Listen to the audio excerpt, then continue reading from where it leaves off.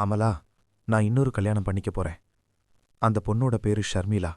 ராஜா Raghuram companies ஃபவுண்டரோட பொண்ணு. எல்லாம் நம்ம நல்லதுக்காகத்தான். என்னங்க சொல்றீங்க?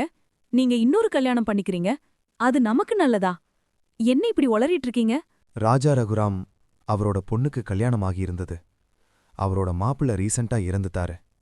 அதனால அவரோட பொண்ணு கொஞ்சம் மனநிலை பாதிக்கப்பட்டுடுச்சு. அவரோட மாப்பிள்ள உருவத்துல இருக்கிறதால என்ன அவர் பொண்ணுக்கு கல்யாணம் பண்ணி வைக்க நினைக்கிறார். இது என்னங்க முட்டாள்தனமா இருக்கு? அவரோட மாப்பிளையும் நீங்களும் ஒன்னா? அதில்லம்மா, அந்த பொண்ணு இன்னும் 6 மாசத்துல இறந்துடுமா. அந்த பொண்ணு இருக்கிற வரைக்கும் அந்த பொண்ண சந்தோஷமாக வைத்துக்கொள்ள அவர் அப்பா நினைக்கிறார். அது சரி. உங்களுக்கு கல்யாணமான விஷயம் அவர்களுக்கு தெரியுமா? நீங்க அதுக்கு ஓகே சொல்லிட்டீங்களா? அந்த பொண்ணு இறந்ததுக்கப்புறம் 500 கோடி ரூபாய் சொத்து நமக்கு வரும். நாம ஏற்கனவே ரொம்ப கஷ்டப்படுகிறோம். அந்த பணம் இருந்தா நம்ம ராஜ வாழ்க்கை வாழலாம். அதுக்காக நான் ஓகே சொல்லிட்டேன். ஓ, அப்ப என்கிட்ட பெர்மிஷன் வாங்க வரல, இன்ஃபர்மேஷன் சொல்ல வந்திருக்கீங்க. ஆமா, எவ்வளவு நாள் தான் இப்படி கஷ்டப்படுறது? இதனால யாருக்கும் எந்த நட்டமும் இல்ல.